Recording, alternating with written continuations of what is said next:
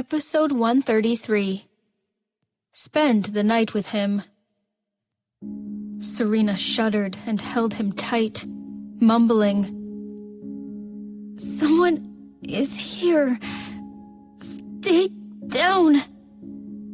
Jake disregarded her words and worked up to a rapid tempo. "You're crazy. Someone... The voice outside the car became clearer and clearer. It was a girl's voice. "The guy on 203 is miserable. I heard he was injured and had a fever because the wound got inflamed. It was a dangerous situation. And now he's beaten." "Really?" "Well, he did get himself drunk, so there was no help. Luckily, the girl is looking after him." "They must be fighting. The guy seemed to hate her, and she insisted to look after him. But the dress she was wearing is so nice. It must have cost a fortune. Red looks so good on fair skin." The two girls walked past the black Maybach, not noticing a thing. Serena let out a sigh of relief. Henry Miller lives in Unit 203, so they must be talking about him. Fortunately, he was rescued. However, the girl in red they were describing sounded like Mary Parker. Why did she come to this place so late at night? As Serena was left wondering, she felt the thick shaft that had become tame was stiff again. Jake kneeled and pinned her to the chair back, whispering, "Serena, give me a baby." He heard that a woman would always love her husband more once they had a baby together. Serena widened her eyes, but her lips were sealed again before she could say anything. When Henry was out of surgery, it was past 2 a.m. Mary saw the light went out in the emergency room and immediately grabbed the sleeve of the surgeon, asking, "Doctor, how'd it go?" The surgeon took off his mask and said, "It went pretty well, but this cannot happen again. Even Superman cannot handle so much harm." Mary let out a sigh of relief and entered the intensive care unit. He was still unconscious. The purple and blue on his face looked egregious. Mary reached out to caress his wounded face, and her eyes became wet. How did this happen? "How did this happen? If I know who did this, I would definitely avenge you." Henry vaguely heard Mary's voice, frowned and opened his eyes. Seeing Mary Parker immediately, Henry turned his head away and said coldly, "Why are you still here?" Mary's heart sank as she sneered, "You think I want to be here? I'm here to get my money back. The surgery cost $8,000. Remember that." "All right. Send me your account information and I will wire you the money. If you don't need anything else, you should leave now." There was no warmth in Henry's voice, which disappointed Mary. However, she feigned indifference and said, "You think I want to be here? I should have left you to die."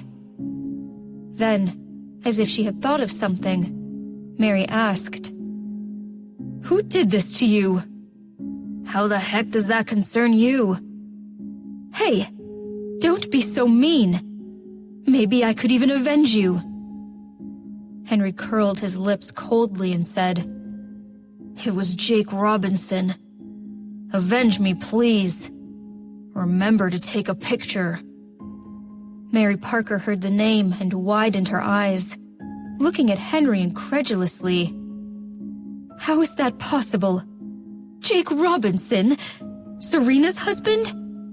What did he beat you for?" Henry smiled with a sense of self-mockery and asked, "You don't believe me?" "Yes, I do." Mary waved her hand hurriedly. "I was just curious why he would hit you." Even Henry himself did not know why, so there was no way he could explain for her. He was having a terrible migraine. Although his wound was better and his temperature was down, he still felt very uncomfortable. Too lazy to explain, Henry said half-consciously, "You should go back. I will wire you the money. It's too late for you to stay with the guy alone." It's okay." Before Mary could finish her sentence, her phone rang. It was Jackson Robert. That was the 4th call she got from him. Mary pursed her lips and did not want to pick up. Turning her phone off, she turned back and found Henry had closed his eyes, looking exhausted. Putting her head on his forehead, Mary felt he was still running a fever. She walked out and asked the nurse for some alcohol and towel to cool him down. Looking at Henry's face, Mary felt an emptiness in her heart. Had she not gotten involved with Jackson Robert for money, would there be a possibility between Henry Miller and her? Looking down at Henry's bruised face, she regretted the decision she had made in the past. She was a bird kept in Jackson's cage. Although the cage was fancy, she had no freedom at all. How she envied Serena, an innocent and kind girl, different from a hateful gold digger like her. And Serena had been so lucky in her life. Mary was most jealous of the fact that even Henry liked her. How nice that must be. Having watched Henry for an entire night, Mary did not know when he had fallen asleep. When she was woken up by the nurse, it was past 9 a.m. Henry was still asleep. Stretching her arms, she stood up and turned her phone on. The moment her phone was on, it started to ring non-stop. More than 50 unanswered calls and more than 100 text messages. Oh, that idiot. Mary was speechless. As she cursed, she got the call from the man again. "Hello." Mary sounded impatient. "What's the big deal?" Jackson was silent for a moment and then sneered. "Mary Parker, you must be out of your mind. You turned off your phone?" "So what? Everyone needs to sleep," Mary said matter-of-factly. "Where did you sleep and with whom?" "Mr. Robert, I'm not your girlfriend.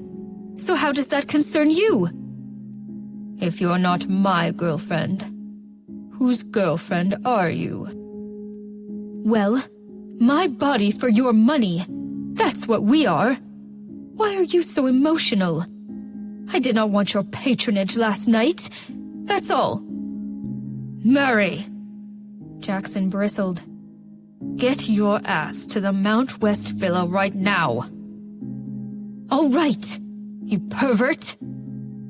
Mary hung up. She made sure that Henry's temperature was no longer high and asked the nurse to take good care of him before she left. After Mary left the hospital, Henry opened his eyes and watched her leave. He had heard that she was the mistress of a young businessman. It turned out to be true. She was Jackson Roberts' mistress.